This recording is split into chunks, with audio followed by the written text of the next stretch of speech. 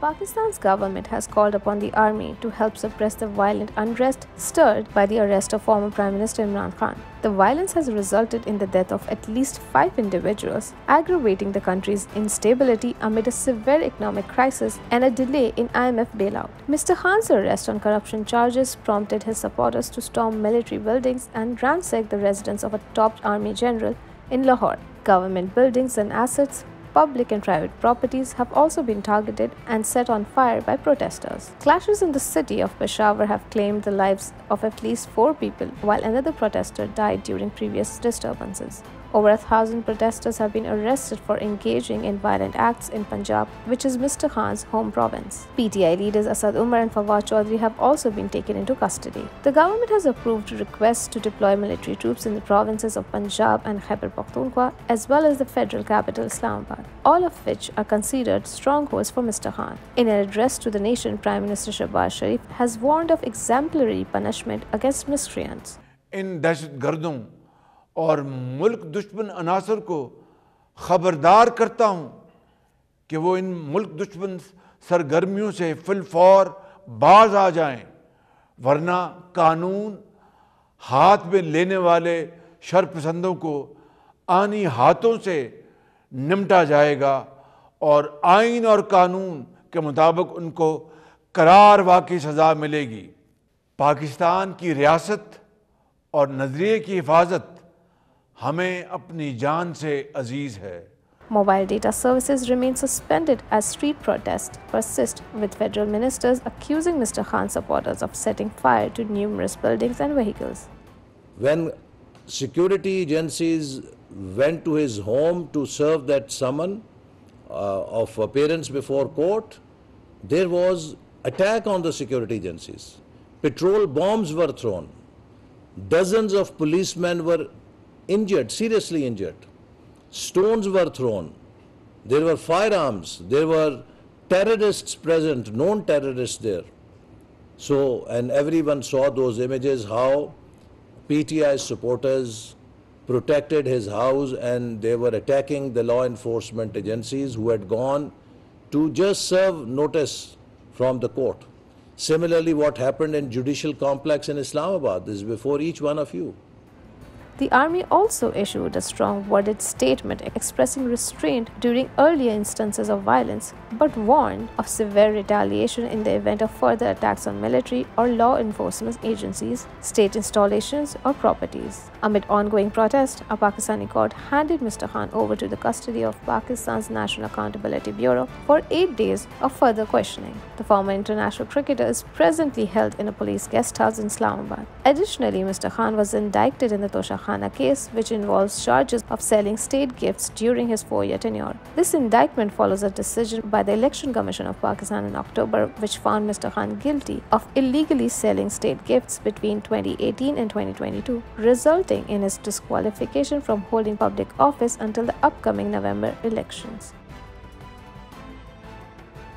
Unprecedented drama unfolded at the Islamabad High Court regarding the Tyrian White case against former Prime Minister Imran Khan.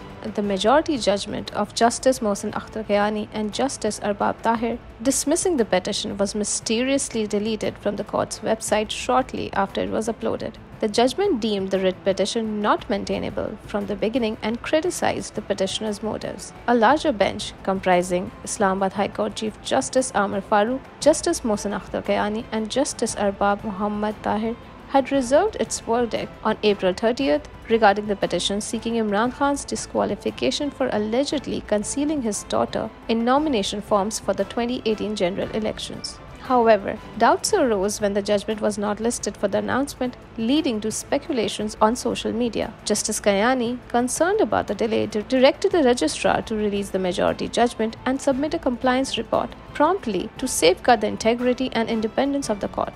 Shortly after the deletion of the majority judgment, a press release from the court emphasized that the opinion of the 2 judges did not constitute the court's judgment and violated court rules. The Chief Justice subsequently reconstituted the bench for the hearing of the case and initiated action against those responsible for uploading the opinion without proper procedures.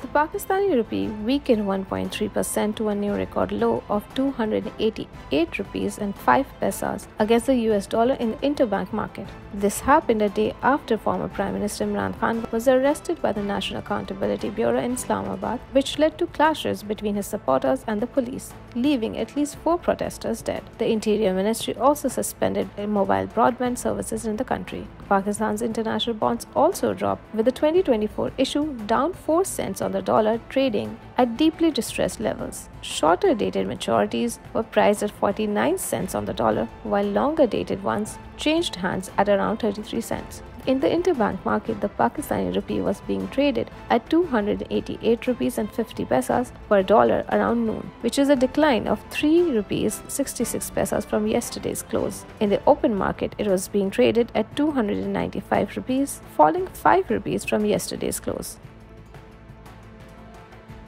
The Gaza Strip remains under heavy fire as Israeli airstrikes continue for a second day, resulting in the death of at least 6 Palestinians, according to Palestinian health officials. In response to the new bombardment, the besieged enclave retaliated with a barrage of rocket fire towards southern Israel. The situation remains tense as Egypt, known for its mediation efforts, attempts to broker a ceasefire. Islamic Jihad spokesman Daoud Shahib revealed that mediation was underway, although there has been no immediate confirmation from the Israeli side. Israeli air raids have targeted multiple locations in Gaza Strip, striking both the south and the north, including sites associated with the Palestinian Islamic Jihad movement. However, the group did not confirm affiliations of the victims. Hamas referred to the rockets launched as a response to what they called the massacre committed by the Israeli occupation. Palestinian media reports that the retaliatory rockets were launched by the Joint Room of Gaza factions, which includes Hamas and other armed groups. On the Israeli side, authorities advised residents living in towns along the Gaza fence to either evacuate or seek shelter. These events follow yesterday's attack by Israeli forces on Gaza City and its surroundings, resulting in the loss of 15 lives, including 4 children. The Israeli operation claimed to target 3 Islamic Jihad commanders. In a separate incident, Israeli forces also killed 2 individuals in the town of Kabatia in the occupied West Bank. The situation in the region remains volatile, and with escalating violence and loss of life, the international community closely watches developments in hopes of a swift resolution.